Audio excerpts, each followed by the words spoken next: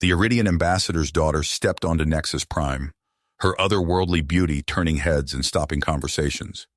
Varys, known throughout the galaxy for her exquisite features, moved through the bustling interstellar station with cold indifference. Diplomats and dignitaries from a dozen species stared openly, but none dared approach. The reason was simple. Iridians were widely believed to be genetically incompatible with other races. Dylan Gordon, Earth's representative at the diplomatic summit, noticed Varys during the opening ceremony. His colleagues muttered warnings about Iridian customs and the risk of interspecies incidents. Dylan barely heard them. He watched Varys, captivated not just by her beauty, but by the isolation it created around her. The ceremony dragged on, a parade of speeches and formalities. Dylan's mind raced, weighing the potential consequences of his growing urge. As the event concluded, he made his decision. Ignoring the protests of his fellow humans, Dylan strode across the room towards Varys. The crowd parted, conversations hushing as Dylan approached the Iridian delegation. Varys turned, her alien eyes widening in surprise as the human stopped before her. Dylan smiled, extended his hand, and introduced himself. A collective gasp rippled through the gathered diplomats. Some viewed it as a shocking breach of protocol. Others saw it as a bold move by humanity. The Iridian entourage, initially bristling with offense, found themselves intrigued by the human's directness. Varys, caught off guard by Dylan's forwardness, felt an unexpected spark of interest. His confidence and charm cut through her practiced indifference. As they began to converse, the watching crowd buzzed with speculation. Unknown to Dylan and Varys, their interaction set larger wheels in motion. Ambassador Xyrex, Varys's father, observed the exchange with keen interest. He saw potential in manipulating this unexpected connection, his mind already spinning plans to leverage it for political gain in the ongoing territorial dispute between Earth and the Iridian Empire over the Orion Arm. Commander Kroll, head of station security, noted the unusual pairing and quietly ordered increased surveillance. The pragmatic commander understood how quickly interspecies attractions could complicate delicate diplomatic situations. As Dylan and Varys continued to talk, their growing rapport sent ripples through the assembled galactic community. Other races regarded humans with a new mix of admiration and wariness. Humanity's apparent ability to bridge vast cultural gaps was impressive, but the potential consequences of such unions were unknown and potentially destabilizing. Dylan's superiors, oblivious to the attraction developing between their subordinate and the Iridian beauty, saw only an opportunity. They tasked Dylan with improving relations with the Iridian Empire, hoping to ease tensions over the disputed territory. As the summit progressed, rumors about Dylan and Varys spread through Nexus Prime like wildfire. Their every interaction was scrutinized, debated, and speculated upon. What had begun as a simple act of courage, a human daring to approach the unapproachable, was rapidly becoming a focal point of interstellar politics. Neither Dylan nor Varys fully grasped the implications of their budding relationship. They were unaware that their growing connection could potentially alter the course of interstellar diplomacy, challenge long-held beliefs about genetic compatibility between species, and redefine humanity's standing in the galactic community. As they walked together through the corridors of Nexus Prime, all eyes upon them, the stage was set for a story that would ripple across the stars, a tale of unexpected attraction, political intrigue, and the power of human audacity in the face of cosmic odds. As Dylan and Varys walked through the corridors of Nexus Prime, their connection deepened. In secluded corners of the station, away from prying eyes, they met with increasing frequency. Their conversations ranged from the intricacies of their respective cultures to personal hopes and fears. "I've never met anyone quite like you, Dylan," Varys said during one of their clandestine meetings in a quiet observation deck. Her alien eyes, with their mesmerizing, iridescent quality, fixed on him intently. Dylan smiled, his hand tentatively reaching for hers. "I could say the same about you, Varys. Your perspective on the galaxy, it's refreshing." As their fingers intertwined, a spark of electricity seemed to pass between them. The stars beyond the viewport faded into insignificance compared to the intensity of their shared gaze. Meanwhile, Ambassador Xyrex set his machinations in motion. With a few carefully placed words in the right ears, he arranged for Dylan to be assigned as Earth's liaison to the Iridian delegation. The announcement sent ripples through the diplomatic community.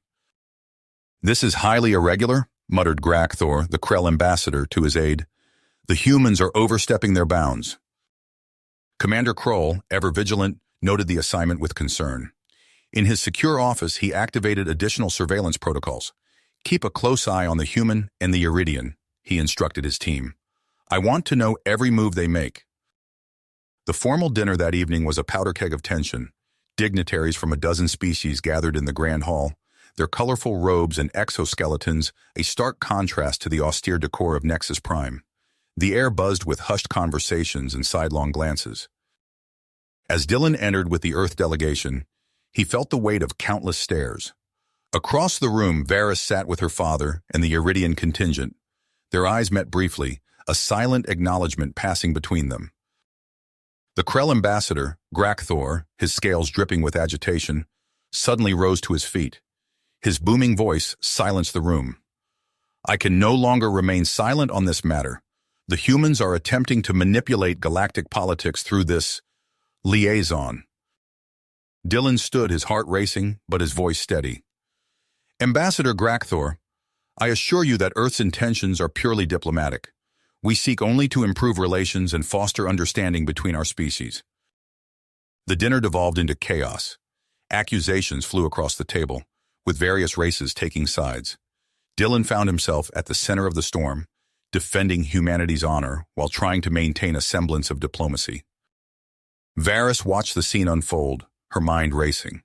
As the arguments reached a fever pitch, she slipped away from the table and made her way to her father's private chambers.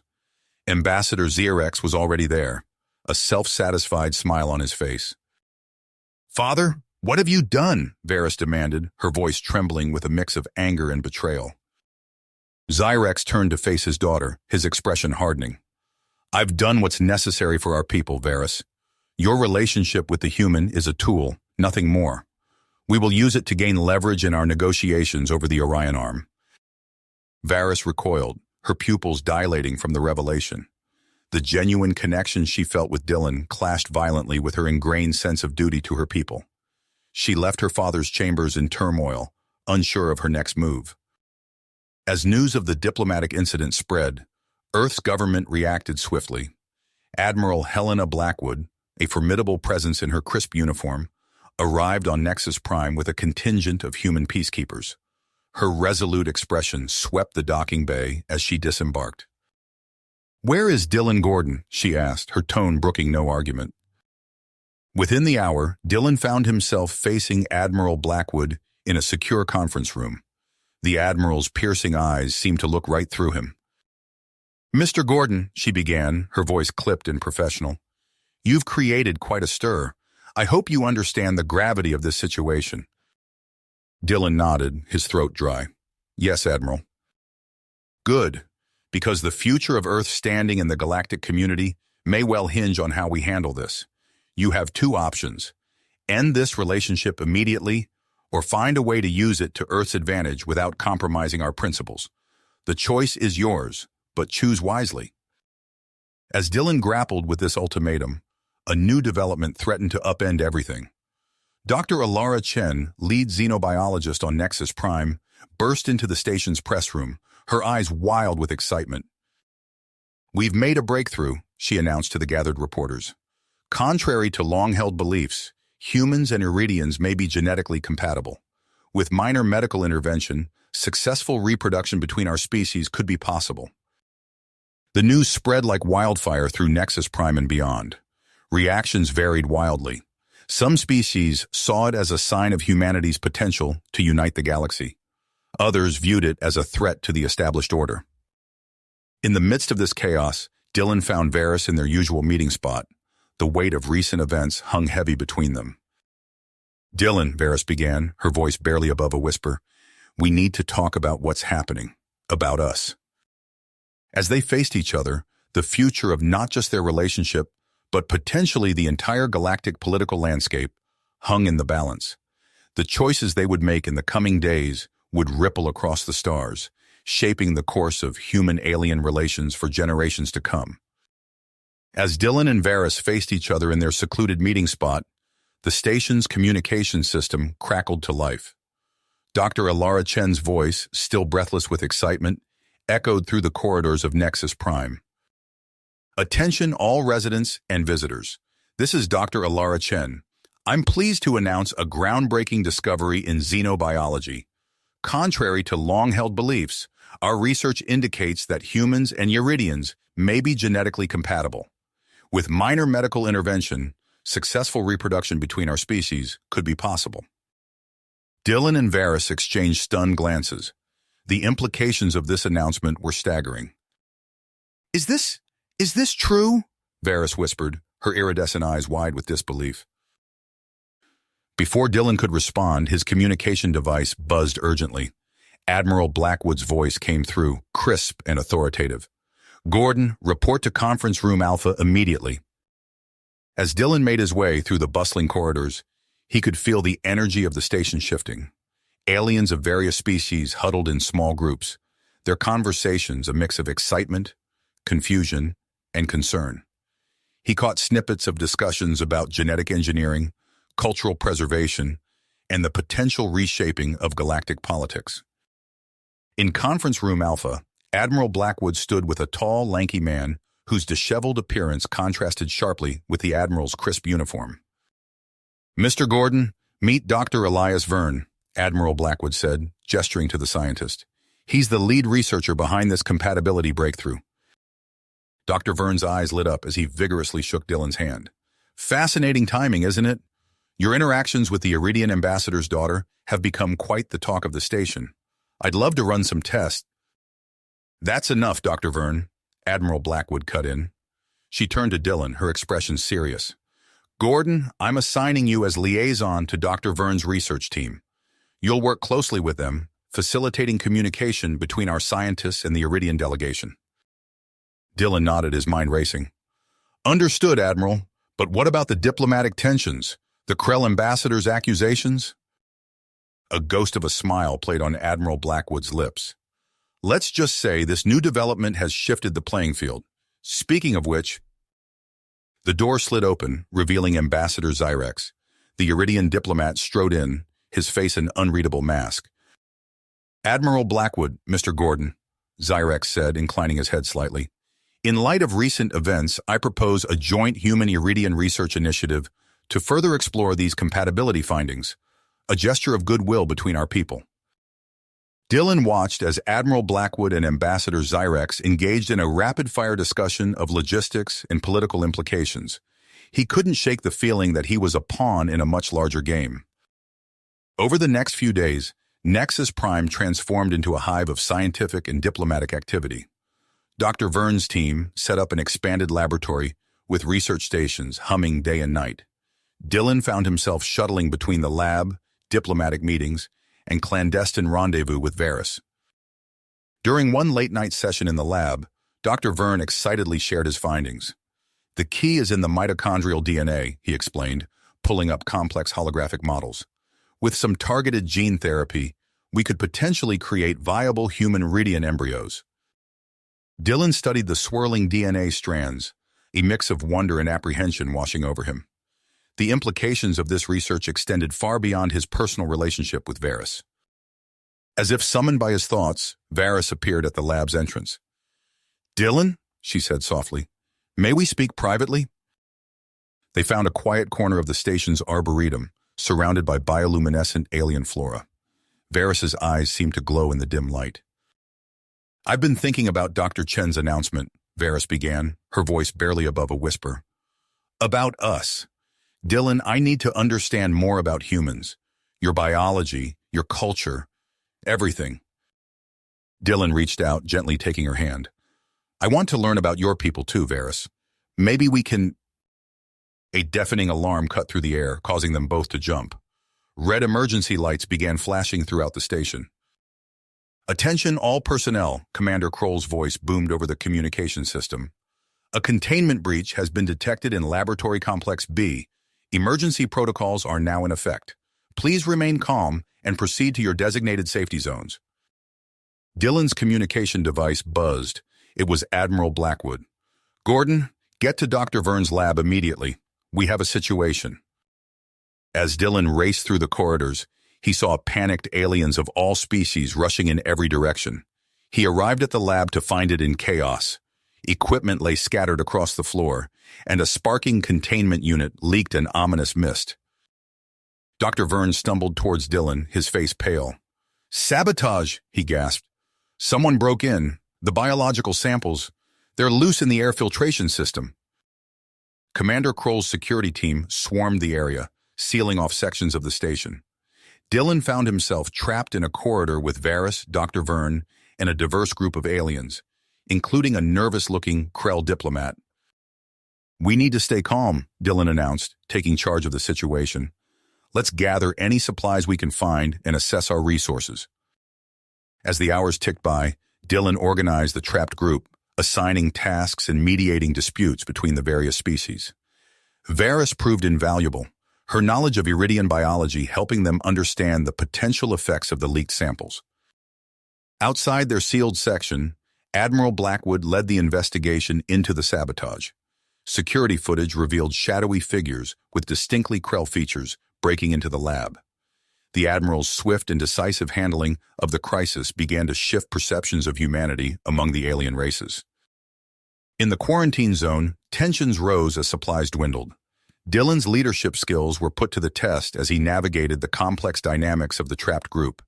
He organized rationing, set up a makeshift medical station, and even initiated impromptu cultural exchange sessions to keep spirits up. During a quiet moment, Varys approached Dylan. "You continue to surprise me," she said softly. "The way you've handled this crisis, it's impressive." Dylan smiled, feeling a warmth that had nothing to do with the station's environmental controls. "We're all in this together," he replied, "human, Iridian, or otherwise." As they worked side by side to care for the others trapped with them, Dylan and Varys found their bond deepening. Their partnership became a symbol of hope, not just for those in quarantine, but for those watching the unfolding events from outside. Unbeknownst to them, their every action was being closely monitored. In the station's security center, Commander Kroll watched the surveillance feeds with growing interest. "Send this footage to the diplomatic corps," he ordered his staff. "They need to see this." Throughout the galaxy, news of the incident on Nexus Prime spread rapidly. Footage of Dylan and Varys working together to manage the crisis became a sensation. Alien races that had once viewed humans with suspicion began to reassess their stance. As the station's environmental systems worked to neutralize the leaked biological agents, Admiral Blackwood and Ambassador Xerex found themselves forced into an uneasy alliance. The joint human-Iridian effort to willpower the crisis opened new channels of communication between their species. In the quarantine zone, Dylan and Varys huddled with the others, waiting for news. The station's future hung in the balance, as did the future of human-alien relations. As the hours ticked by, they knew that whatever happened next would reshape the galactic landscape forever. As the quarantine lifted and the immediate crisis passed, life on Nexus Prime shifted into a new normal. The station buzzed with activity, but an undercurrent of tension remained. Commander Kroll's security forces patrolled the corridors in greater numbers, their watchful eyes scanning for any sign of trouble. Dylan and Varys emerged from their ordeal as unexpected celebrities. As they walked through the station's bustling promenade, heads turned and conversations hushed. Aliens of various species pointed and whispered, their gazes a mix of admiration and curiosity. "I'm not sure I'll ever get used to this," Dylan muttered, acutely aware of the attention. Varys squeezed his hand, her iridescent eyes twinkling. "Perhaps we can use this to our advantage." Before Dylan could respond, his communication device chirped. Admiral Blackwood's voice came through, crisp and authoritative. "Gordon, report to my office immediately." In the Admiral's office, Dylan found himself face-to-face with not only Blackwood, but also Dr. Vern and a holographic projection of Ambassador Xerex. The Admiral's expression was unreadable as she gestured for Dylan to take a seat. "Mr. Gordon," she began, "your actions during the containment breach have not gone unnoticed. We find ourselves in a unique position to leverage this goodwill." Ambassador Xerex's hologram flickered as he spoke. "Indeed, The footage of your leadership during the crisis has become quite popular among my people. Admiral Blackwood leaned forward, her gaze intense. We're assigning you to lead a new interspecies cultural exchange program. Your first task, organize a series of events showcasing human culture to the alien diplomats here on Nexus Prime. Dylan's mind raced with the implications. I'm honored, Admiral, but I'm not sure I'm qualified. Dr. Verne cut in, his eyes gleaming with excitement. Nonsense, you're the perfect candidate. Your relationship with Varys, combined with your handling of the crisis, makes you uniquely suited for this role. As the meeting concluded, Dylan's head spun with the weight of his new responsibilities. He made his way to the lab where Dr. Verne and his team had resumed their research under heightened security. The lab hummed with activity, holographic displays flickering with complex genetic models. Dr. Verne hunched over a workstation, muttering to himself as he manipulated a 3D representation of DNA strands. How's the research progressing? Dylan asked, peering at the swirling hologram. Dr. Verne looked up, his eyes alight with manic energy. Brilliantly. We're on the verge of a breakthrough. With a few more tests, we might be able to create a viable human Uridian embryo. As Dylan absorbed this information, alarms blared throughout the station. Commander Kroll's voice boomed over the communication system. Attention all personnel. A protest has turned violent in Section 7. All non-essential personnel are to remain in their current locations until further notice. Through the lab's viewports, Dylan saw a crowd of aliens surging through the corridor. Signs in various languages decried the genetic research and human influence. Security forces rushed to contain the situation, their energy shields forming a barrier between the protesters and the lab. In the midst of the chaos, Dylan's communication device buzzed. It was Varys. Dylan, are you safe? The situation in the Iridian Quarter is tense. There's talk of conservative factions pushing back against our alliance. I'm fine, Dylan assured her. But things are heating up here too. We need to find a way to address these concerns before they spiral out of control. Over the next few weeks, Dylan threw himself into his new role. He organized art exhibitions showcasing human creativity, culinary events featuring Earth cuisine, and even a series of human-alien sporting matches. Each event drew larger crowds, with aliens from across the galaxy eager to learn more about humanity. At one such event, a symphonic performance of Earth's classical music, Dylan stood backstage with Varys. The alien audience sat in rapt attention as the orchestra played Beethoven's Ninth Symphony. It's beautiful, Varys whispered, her eyes wide with wonder. I've never heard anything like it. Dylan smiled, feeling a surge of pride. This is what we're fighting for. Understanding. Appreciation of our differences and similarities. As the final notes faded, the audience erupted in applause. But the moment was shattered by a commotion at the back of the hall. A group of Krell protesters burst in, waving signs and shouting slogans against human influence. Security forces moved swiftly to contain the situation, but not before one of the protesters managed to reach the stage. The alien locked eyes with Dylan, its voice filled with venom. Your kind will destroy us all with your meddling. The Krell will not stand for this violation of galactic protocols. As the protester was led away, Dylan felt the weight of the galaxy's eyes upon him. He realized that his actions, his relationship with Varys, had become a focal point for the hopes and fears of countless species. Later, in a meeting with Admiral Blackwood and Ambassador Xyrex, the gravity of the situation became clear. The Krell had formally protested the Human Uridian Research Initiative to the Galactic Council. We're at a crossroads, Admiral Blackwood stated, her voice grave. The next few weeks will determine humanity's place in the galactic community. Ambassador Xyrex nodded, his holographic form flickering slightly. I face increasing pressure from my own government. There are those who fear we are moving too quickly, risking our cultural identity. Dylan listened intently, aware that his next actions could shape the future of human-alien relations. As the meeting concluded, Admiral Blackwood pulled him aside. Gordon, we're planning a Galactic Unity Summit. Every major power will be in attendance. I need you to coordinate our delegation's preparations. This may be our best chance to secure humanity's position among the stars. As Dylan left the Admiral's office, his mind racing with plans and possibilities, he found Varys waiting for him. Her expression was troubled. "Dylan," she began, her voice soft, "we need to talk. About us. About our future." He took her hand, feeling the weight of their choices pressing down upon them. As they walked together through the station's arboretum, surrounded by the mingled flora of 100 worlds, Dylan knew that their personal journey was inextricably linked to the fate of their species. The Galactic Unity Summit loomed on the horizon, a crucible that would test not only their relationship, but the very fabric of interstellar society. As diplomats from across the galaxy began to arrive on Nexus Prime, Dylan and Varys steeled themselves for the challenges ahead, knowing that their actions in the coming days could reshape the cosmos. The Grand Assembly Hall of Nexus Prime buzzed with anticipation as delegates from across the galaxy filed in. Dylan stood at the entrance, watching the colorful procession of alien dignitaries. He adjusted his formal uniform, acutely aware of the weight of responsibility on his shoulders. Admiral Blackwood approached, her face a mask of calm willpower. "Are you ready, Gordon?" Dylan nodded, taking a deep breath. "As ready as I'll ever be." They made their way to the central podium, surrounded by tiered seating filled with representatives from dozens of species.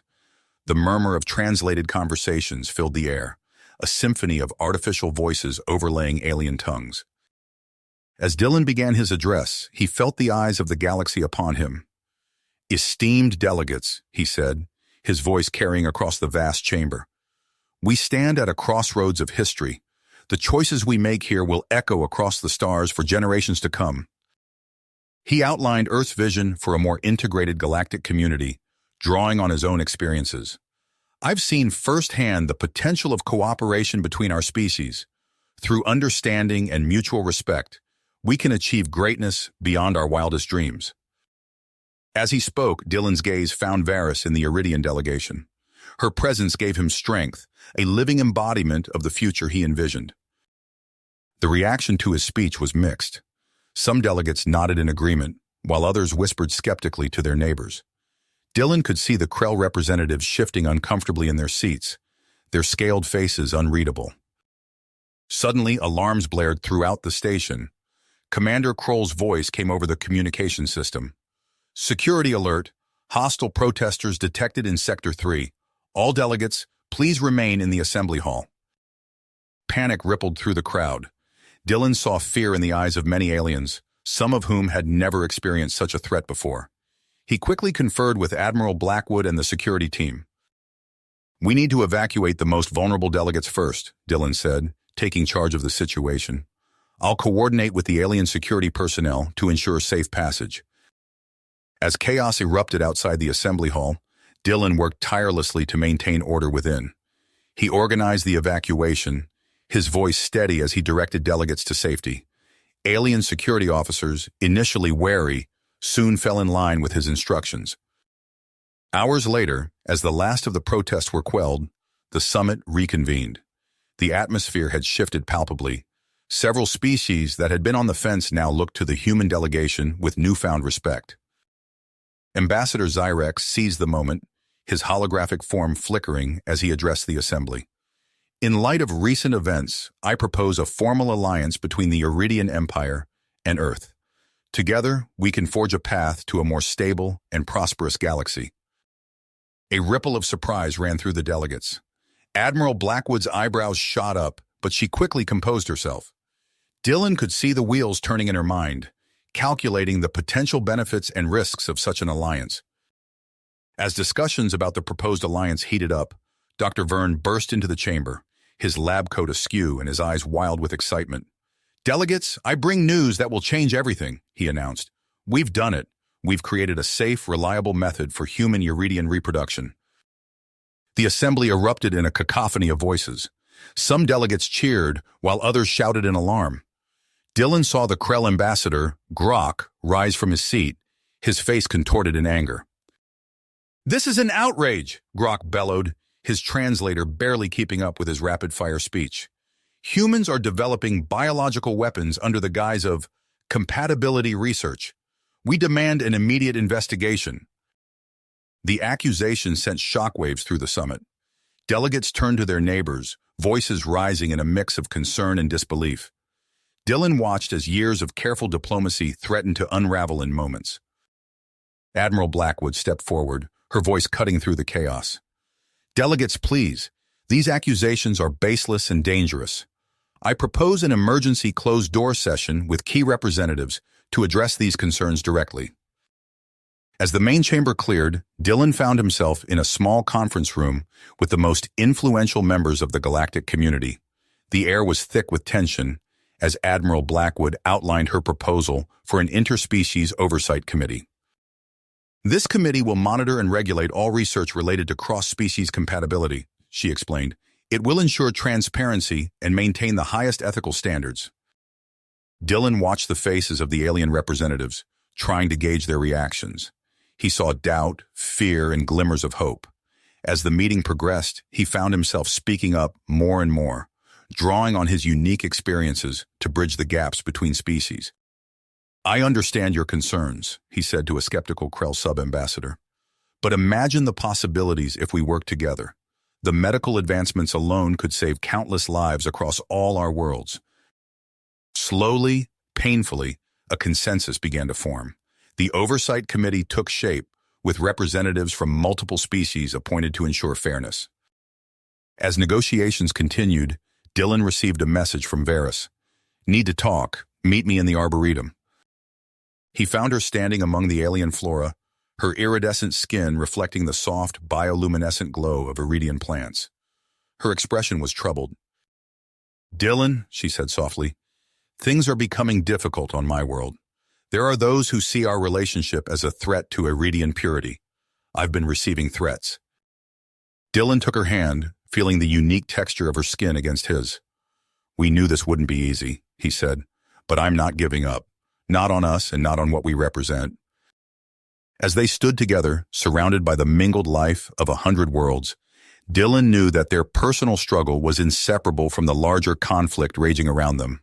The fate of their relationship, like the fate of human-alien relations, hung in the balance. The final day of the summit arrived. Delegates filed into the Grand Assembly Hall for the decisive vote. Dylan stood with the human delegation, his heart pounding. Admiral Blackwood nodded to him, her expression a mix of hope and apprehension. As the voting process began, Dylan felt the weight of countless worlds pressing down upon him. Each vote cast would shape the future of the galaxy, determining the course of interstellar relations for generations to come. The results began to appear on the massive holographic display dominating the chamber. With each passing moment, the future of humanity's place among the stars became clearer. Dylan held his breath, waiting to see whether the grand experiment of Nexus Prime would usher in a new era of cooperation or crumble under the weight of fear and suspicion. Suspense as the final votes were tallied. The chamber erupted in a cacophony of cheers, protests, and urgent discussions as the results appeared. By a narrow margin, the proposal for the Interstellar Cooperative and Oversight Committee had passed. Dylan exhaled, his shoulders sagging with relief as he turned to Admiral Blackwood. Her usually stoic expression softened into a smile. "We did it, Gordon," she said, her voice barely audible above the din. "Now the real work begins." In the days that followed, Nexus Prime transformed into a hub of frenetic activity. The station's corridors, filled with a diverse array of alien species, their voices a symphony of languages filtered through translation devices. Dylan found himself at the center of it all, his role evolving from diplomat to key administrator in the newly formed Interstellar Cooperative Council, ICC. One morning as he navigated the crowded promenade, Dylan's comm unit chirped. Commander Kroll's gruff voice came through. "Gordon, we need you in Security Hub 3, now!" Upon arrival, Dylan found the hub buzzing with activity. Kroll stood before a wall of holographic displays, his tentacles twitching with agitation. "We've got a situation," Kroll said, gesturing to the screens. "Krell saboteurs. They've hit 3 trade outposts in the last solar day." Dylan studied the displays, his mind racing. "Have you informed Admiral Blackwood?" Kroll nodded. "She's assembling a joint task force as we speak. But we need a diplomatic response as well. That's where you come in." As they formulated a strategy, Dylan's thoughts drifted to Varys. He hadn't seen her in days, both of them consumed by the aftermath of the summit. A twinge of guilt mixed with concern for her safety. Later that evening, Dylan made his way to Dr. Vern's lab. The scientist greeted him with uncharacteristic solemnity. "Ah, Dylan," Vern said, ushering him inside. "I assume you're here about the announcement?" Dylan nodded, his throat suddenly dry. "How is she?" Vern's face broke into a grin. "Healthy as can be, both of them. Come, see for yourself."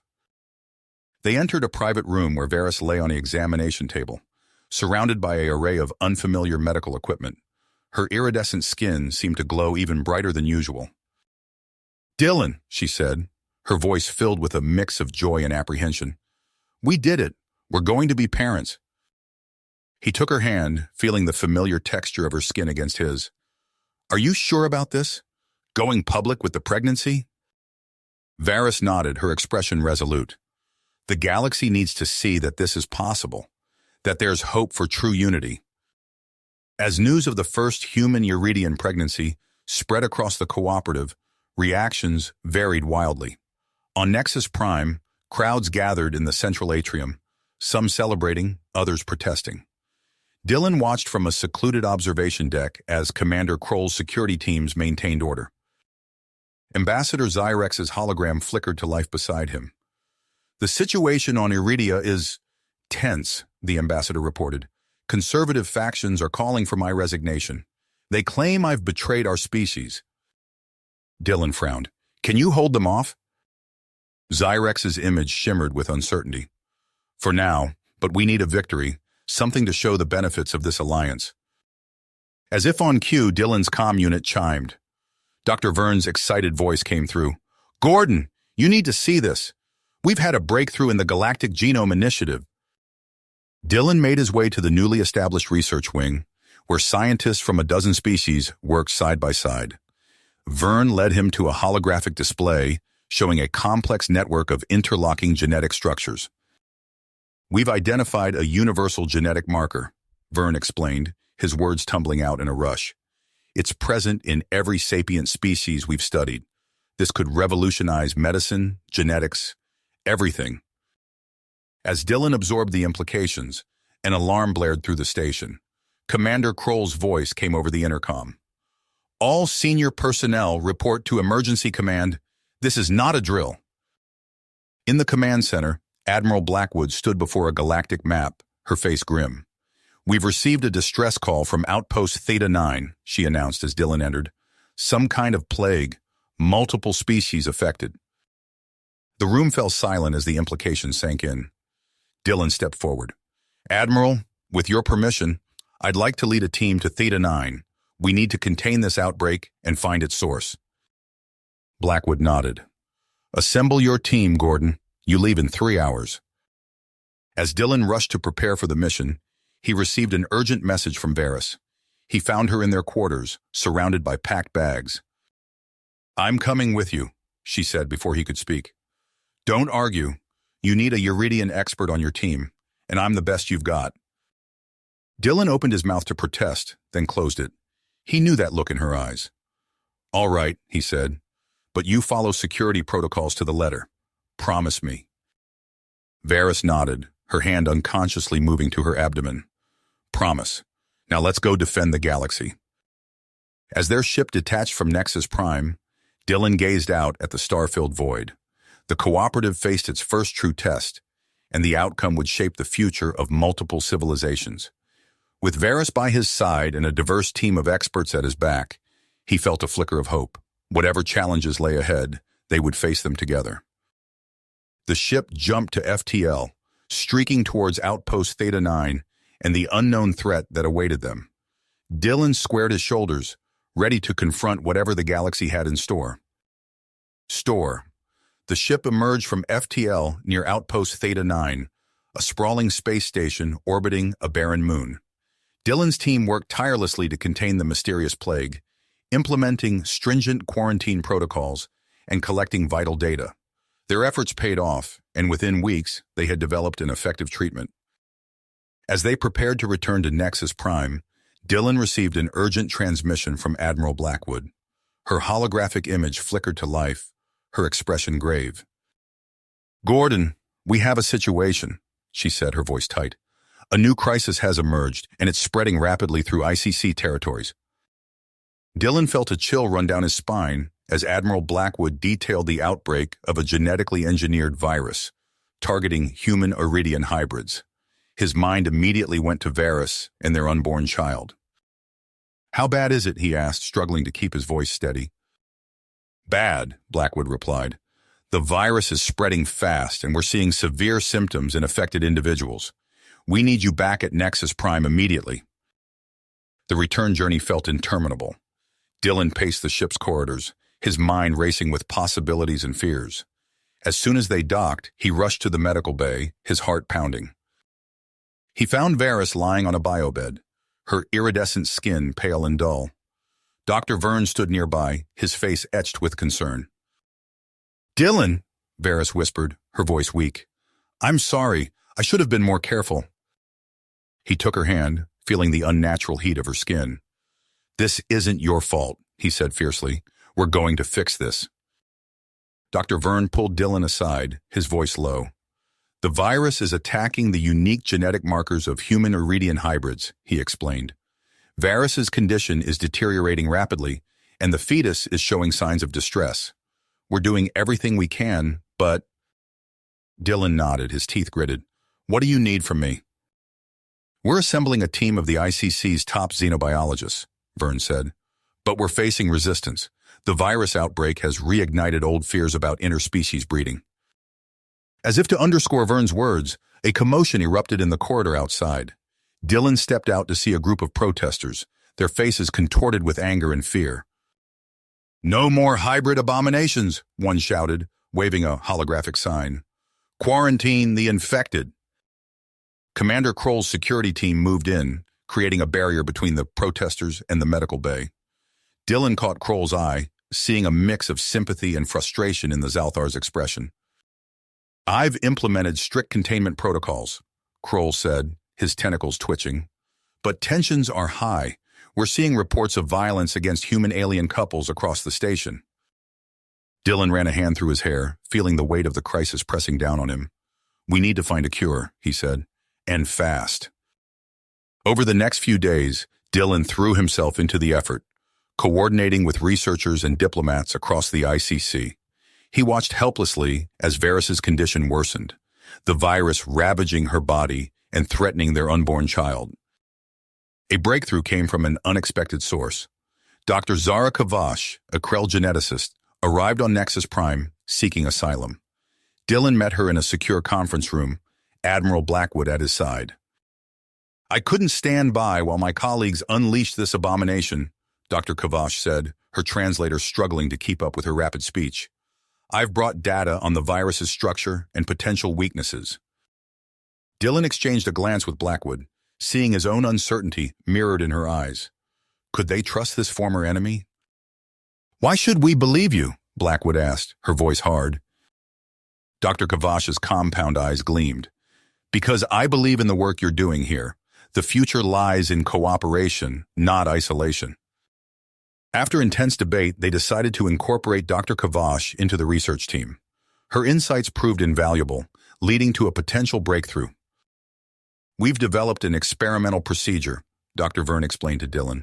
"It could potentially create antibodies to combat the virus, but it's risky. We'd need to temporarily alter the subject's genetic structure to mimic a human Iridian hybrid." Dylan didn't hesitate. "I'll do it." The procedure was agonizing. Dylan felt as if his body was being torn apart and reassembled. As he lay on the biobed, his altered DNA fighting to produce the needed antibodies, he thought of Varys and their child. He drifted in and out of consciousness, plagued by vivid hallucinations. In one moment, he saw Varys standing before him, healthy and radiant, their child in her arms. In the next, he was lost in a storm of alien DNA, his sense of self fragmenting. Through it all, the medical team worked tirelessly. Dr. Vern and Dr. Kavash labored side by side, their past differences forgotten in the face of this crisis. Days passed in a haze of pain and disorientation. When Dylan finally regained full consciousness, He found Admiral Blackwood at his bedside. "The antibodies are showing promise," she said, her voice thick with emotion. "We're synthesizing a cure now." Dylan tried to sit up, fighting against his body's weakness. "Varys," he managed to ask. Blackwood's expression softened. "Stable, for now. The whole station is waiting to see if the cure works." As the medical team prepared to administer the treatment, Dylan insisted on being present. He stood by Varys's bed, his body still racked with the aftereffects of the procedure. "I'm here," he whispered, taking her hand. "We're going to get through this." Dr. Vern approached with a hypospray containing the synthesized cure. The room fell silent as he pressed it against Varys's neck, the hiss of the injection seeming to echo in the stillness. For a long moment, nothing happened. Then slowly, the monitors began to show improvement. Varys's breathing eased, and some of the color returned to her skin. A cheer went up from the medical team. Dylan felt tears streaming down his face as he clutched Varys's hand. But their ordeal was a long way to go. As news of the cure spread, so did the political fallout. The Krell government, embarrassed by the actions of their rogue scientists, offered resources in exchange for concessions within the ICC. Admiral Blackwood faced the unenviable task of navigating these treacherous diplomatic waters. "We can't appear weak," she told Dylan during a private meeting, "but we also can't afford to alienate potential allies." As Varys recovered and their child continued to grow, Dylan found himself at the center of a galactic debate. To some, he was a hero who had risked everything for love and unity. To others, he represented a dangerous blurring of species lines. The future of the ICC hung in the balance, with the success of the cure and the healthy birth of the first human Eurydian child becoming symbols of hope for those who believed in interspecies cooperation. As Dylan stood by Varys's bed, watching her regain strength day by day, he knew that their greatest challenges still lay ahead. The virus had been contained, but the deeper issues it had exposed remained.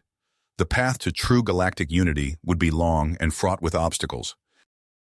But as he felt the first kick of his unborn child, Dylan allowed himself a moment of hope. Whatever the future held, they would face it together, a living embodiment of the promise of a united galaxy. Galaxy. The cure's distribution began in earnest, with Nexus Prime serving as the central hub for the operation.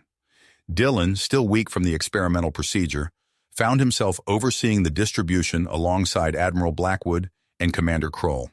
He watched as the first batches were loaded onto transport ships, each vial representing hope for countless lives across ICC territories.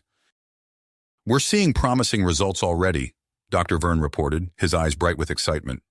"Infected hybrids are showing significant improvement within hours of receiving the treatment." Dylan nodded, relief washing over him.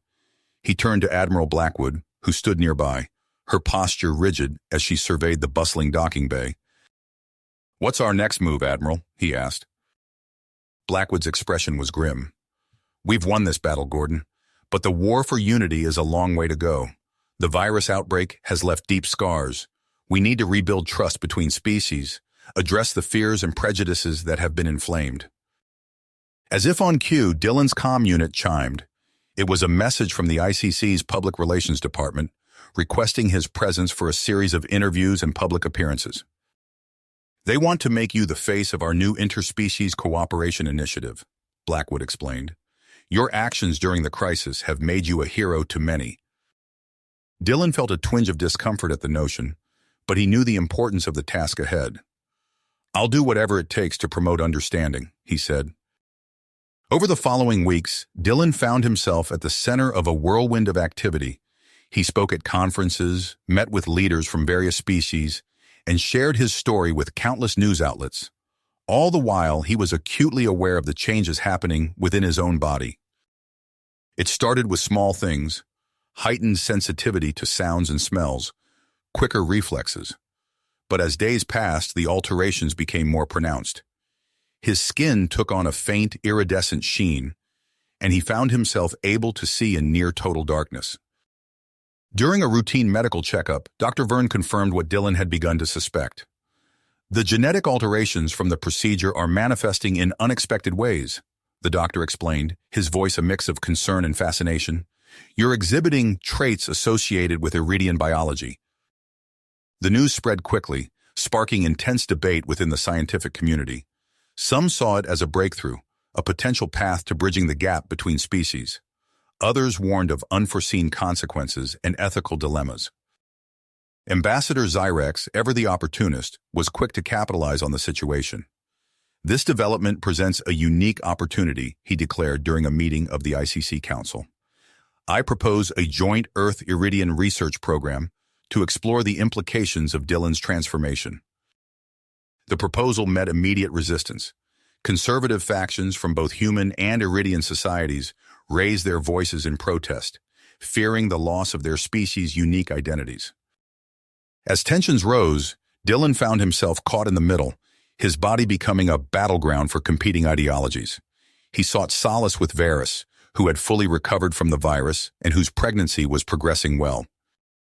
"How are you holding up?" she asked one evening, her hand resting on her swollen belly. Dylan sighed, running a hand through his hair.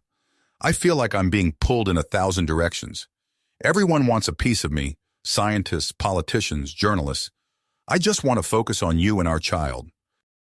Varys opened her mouth to respond, but was cut off by a sudden blaring alarm. Dylan's comm unit erupted with urgent messages. Something was wrong. They rushed to the command center, where they found Admiral Blackwood and Commander Kroll huddled around a holographic display. The image showed a massive, unidentified vessel at the edge of ICC territory. "It appeared out of nowhere," Kroll explained, his tentacles twitching nervously. "Our attempts to establish contact have failed." As they watched, the vessel emitted a pulse of energy that rippled across the display. Immediately, reports began flooding in of communication and navigation systems failing across multiple worlds. Blackwood's face was set in steadfast perseverance. "We're mobilizing the fleet," she announced. "Gordon, I want you on point as our liaison. Your unique status might give us an edge in understanding whatever we're dealing with." Within hours, Dylan found himself aboard the ICC flagship, part of a massive fleet assembled to investigate the mysterious ship. As they approached, the vessel suddenly activated a previously undetected propulsion system, accelerating to impossible speeds. "It's heading straight for Nexus Prime," an officer shouted, panic evident in their voice. Dylan felt a chill run down his spine. Varys was still on the station, along with countless others. He turned to Admiral Blackwood, who was already issuing rapid-fire orders. "Gordon, assemble a boarding team," she commanded. "We need to make contact or find a way to disable that ship before it reaches the station." As Dylan gathered a group of specialists, he could hear Commander Kroll coordinating the evacuation of non-essential personnel from Nexus Prime. The weight of responsibility pressed down on him as he prepared to face the unknown.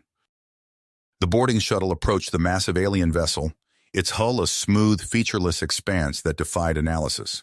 Dylan's enhanced senses picked up subtle vibrations that others missed, guiding them to what appeared to be an entrance point. As they prepared to breach the hull, Dylan took a deep breath, steadying himself for whatever lay ahead. The fate of Nexus Prime, the ICC, and possibly all known civilizations hung in the balance. With a nod to his team, he activated the cutting beam, ready to step into the unknown and face the challenges that awaited them within the mysterious ship. Vessel. As the cutting beam sliced through the alien hull, Dylan's enhanced senses picked up a subtle vibration. The ship seemed to react to their presence, the entrance point sliding open before they could finish cutting. "Hold position," Dylan commanded, stepping cautiously into the vessel. The interior was a marvel of alien engineering, with sleek, curved surfaces that seemed to pulse with an inner light. As his team followed, their boots echoing on the metallic floor, Dylan felt a tingle at the base of his skull. Suddenly, a beam of light enveloped him, scanning his body from head to toe. The others raised their weapons, but Dylan held up a hand. "Wait," he said, his voice calm despite the rapid beating of his heart. "I don't think it's hostile." The scan completed, and a holographic interface materialized before them.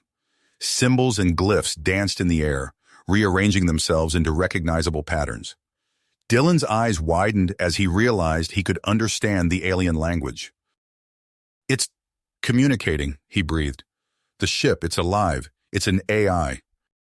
As Dylan interacted with the interface, the ship's true purpose revealed itself. It wasn't an invader, but an emissary from a coalition of advanced species known as the Galactic Concord. The AI had been observing the ICC, waiting for signs of true interspecies cooperation. Your existence, the AI's melodious voice echoed in Dylan's mind, represents a significant milestone. The blending of human and Iridian DNA indicates your civilizations are ready for the next step. Back on Nexus Prime, alarms blared as the massive alien vessel decelerated, entering a stable orbit around the station. Admiral Blackwood stood rigid in the command center, her eyes fixed on the incoming transmission. "By the stars," she whispered as the message unfurled across their screens. It contained vast amounts of scientific and technological data, along with informal invitation for the ICC to join the Galactic Concord as a probationary member. Commander Kroll's tentacles writhed with a mix of excitement and apprehension. "Admiral, we're receiving reports of unrest throughout the station. Some see this as a triumph. Others are afraid," Blackwood finished, her voice grim. "Mobilize security teams. We need to maintain order while we assess this situation." In the medical bay, Varys worked feverishly alongside Dr. Vern and Dr. Kavash, poring over the transmitted data. Her hands flew across the holographic displays, her pregnancy forgotten in the rush of discovery. "This is incredible," Dr. Kavash chittered, her compound eyes gleaming. "The Concord's technology could revolutionize our understanding of genetics." Varys nodded, her mind racing. "More than that," she said, pulling up a specific data set. "Look at this. With these advancements, we could potentially stabilize and enhance human-alien hybrids. The health risks, the genetic incompatibilities, we could eliminate them entirely." Dr. Vern's eyes widened as he grasped the implications. This could change everything for interspecies couples within the ICC. As news of the alien contact spread, Nexus Prime became a hive of activity. Ambassador Zyrex strode purposefully through the corridors, his entourage struggling to keep up. He burst into Admiral Blackwood's office, his eyes gleaming with opportunity. "Admiral," he said, barely containing his excitement, "we must seize this moment. I propose that Dylan and Varys lead our delegation in negotiations with the Galactic Concord. They represent the very essence of human Iridian integration." Blackwood frowned, considering the implications. "It's a bold move, Ambassador, but it could be seen as favoring Earth and Iridia over other member species." Before Zyrex could respond, the station rocked with a violent explosion. Alarms screamed as smoke billowed from the lower levels. "Admiral," Commander Kroll's voice crackled over the comm, "we have a situation. A group of anti-hybrid extremists has attacked the main power core. They're trying to disable our defenses and communications." Blackwood's face hardened. "Mobilize all available security forces. We cannot let them succeed." As Kroll led a team to confront the attackers, Dylan's shuttle docked at Nexus Prime. The moment he stepped off, he sensed the chaos engulfing the station.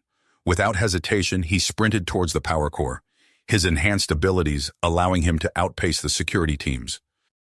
In the bowels of the station, Commander Kroll and his forces engaged the extremists in a fierce firefight. Energy weapons sizzled through the air, leaving scorch marks on the walls. Kroll's tentacles whipped out, disarming one attacker as he shouted orders to his team. Dylan arrived on the scene, his heightened senses taking in the situation in an instant. He moved with inhuman speed, disarming extremists and protecting Kroll's forces. As he fought, station-wide cameras broadcast his actions, cementing his status as a symbol of interspecies cooperation. With the extremist threat neutralized, Admiral Blackwood called an emergency session of the ICC General Assembly. Representatives from all member species gathered in the Great Hall, their voices a cacophony of excitement, fear, and speculation. Blackwood stood at the podium, her voice cutting through the din. "Delegates of the Interstellar Cooperative Confederation, we stand at a crossroads. The Galactic Concord offers us advancement beyond our wildest dreams, but at what cost? We must decide, here and now, the future of our alliance and our place in the galaxy." As the debate raged, Dylan and Varys found a moment of quiet in a secluded observation deck. They stood hand in hand, gazing out at the massive Concord ship hanging in space beside Nexus Prime. "Are you ready for this?" Varys asked, her hand resting on her swollen belly. Dylan took a deep breath, feeling the weight of responsibility on his shoulders. "I don't know if anyone can be truly ready for something like this, but I know we have to try. For our child, for the ICC, for the future of all our species." As they turned to rejoin the assembly, both knew that whatever the outcome, their lives, in the fate of the ICC, would never be the same. The decision to join the Galactic Concord loomed before them, a choice that would reshape not just their own civilizations, but potentially all known sentient life in the galaxy. Galaxy. The tension in the assembly hall was palpable as Admiral Blackwood called for order. "Delegates," she began, her voice carrying across the chamber, "we have before us a decision that will shape the future of not just our own civilizations, but potentially all known sentient life. The floor is now open for discussion." As representatives from various species took turns presenting their views, Dylan and Varys exchanged a glance. They had discussed this moment at length, knowing their unique perspective could sway the outcome. With a nod from Admiral Blackwood, they made their way to the podium. Dylan spoke first, his voice steady despite the weight of the moment. "Honored delegates, when I first arrived on Nexus Prime, I was a human diplomat tasked with building bridges between our species. I never imagined that I would become a living embodiment of that mission." Varys stepped forward, her hand resting on her swollen belly. "Our journey from colleagues to partners, from two distinct species to a family, mirrors the path the ICC must now consider. It hasn't been easy, but every challenge we've faced has made us stronger, more united." As they recounted their experiences, from their first tentative interactions to the dramatic events of recent days, the assembly listened in rapt attention. Dylan described the moment he first realized he could understand the Concord AI's language, while Varys explained the potential medical breakthroughs offered by the advanced civilization. Their words resonated with many of the undecided delegates. When they finished speaking, a brief silence fell over the chamber before it erupted into thunderous applause. The voting process began immediately after. As delegates cast their votes, Dylan and Varys watched the holographic display, fingers intertwined. The results appeared in real time, a growing tide of green indicators signaling approval. When the final tally was announced, the chamber exploded with cheers. An overwhelming majority had voted in favor of joining the Galactic Concord. Admiral Blackwood's voice cut through the celebration. "It is decided. The Interstellar Cooperative Confederation will accept the Concord's invitation. Let this historic moment mark the beginning of a new era for all our species." As the news spread across ICC territories, Nexus Prime became the epicenter of jubilation. The station's viewing decks filled with beings from every member species, all gazing in awe as the Concord's emissary ship began a mesmerizing light show in orbit. Amidst the festivities, Varys suddenly gripped Dylan's arm, her face contorting in pain. "Dylan," she gasped, I think it's time." Without hesitation, Dylan scooped her up and made for the medical bay, his enhanced strength allowing him to move swiftly through the crowded corridors. As they entered the sterile white room, Dr. Vern and Dr. Kavash were already waiting, alerted by the station's AI. "Let's make history," Dr. Vern said with a smile as he helped Varys onto the birthing table. Word of the impending birth spread quickly. With the parents' permission, a live feed was established, broadcasting the event across ICC space. Millions watched as Varys, with Dylan by her side, brought new life into the galaxy. After hours of labor, a cry pierced the air of the medical bay. Dr. Kavash, her compound eyes gleaming with emotion, held up a squirming infant. "Congratulations," she chittered. "It's a girl." Dylan cradled the newborn, marveling at her features, a perfect blend of human and Iridian. Dr. Vern, analyzing the child's genetic readouts, confirmed what they had hoped. Thanks to the Concord's medical data, her genetic structure is completely stable. She's healthy and strong. As Varys held their daughter for the first time, she looked up at Dylan with tears in her eyes. "Lyra," she said softly. "Her name is Lyra." The news of Lyra's birth and her stable hybrid genetics sent waves of excitement through the ICC. Many saw it as a sign of the bright future that lay ahead with the Concord. Admiral Blackwood, recognizing the symbolic importance of the moment, made her way to the medical bay. She found Dylan and Varys resting, little Lyra asleep in her mother's arms. "I hope I'm not intruding," Blackwood said softly. "I wanted to extend my personal congratulations and to make an offer. The Concord has invited ICC representatives aboard their ship for the first official meeting. I believe you three would be the perfect envoys for this historic moment." Dylan and Varys exchanged a look, then nodded in agreement. Hours later, after Varys had been cleared by the medical team, they found themselves approaching the Concord vessel in a small shuttle. As they stepped into the alien ship, they were greeted by a dazzling display. Holographic projections of various Concord species materialized around them, each offering congratulations in their native tongues. Dylan's enhanced senses allowed him to understand each greeting, and he translated for Varys. The Concord AI manifested before them as a shimmering, multifaceted orb of light. Its melodious voice echoed in their minds. "Welcome, representatives of the Interstellar Cooperative Confederation. Your presence here marks the beginning of a new chapter in galactic history." The AI's attention focused on Lyra, sleeping peacefully in Varys' arms. "The child you bring with you is a living symbol of the potential that lies in cooperation and understanding between diverse species. To honor this moment, we offer a gift." A small, intricate device materialized in the air before them. Dylan reached out and took it, feeling a subtle vibration as it activated at his touch. "This contains the collective knowledge and history of the Concord's member civilizations," the AI explained. "It is our hope that it will guide your growth and development as you join our galactic community." As Dylan and Varys marveled at the gift, the AI continued. "There is much to discuss and many introductions to be made, but first, let us celebrate this moment of unity."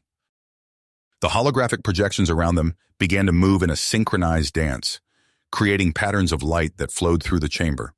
As Dylan watched, holding Varys and Lyra close, he felt a profound sense of awe at the journey that had brought them to this point. Their small family stood at the threshold of a new era, not just for themselves or the ICC, but for all known civilization. The challenges and adventures that lay ahead were beyond imagining, but in that moment, surrounded by the welcoming light of the Concord, Dylan knew they were ready to face whatever the future might bring. You have reached the end of the story. If you enjoyed this story and want to support us, please leave a like and subscribe to our channel, and for every comment that says 88, I will heart every single one of them. Thank you for your time.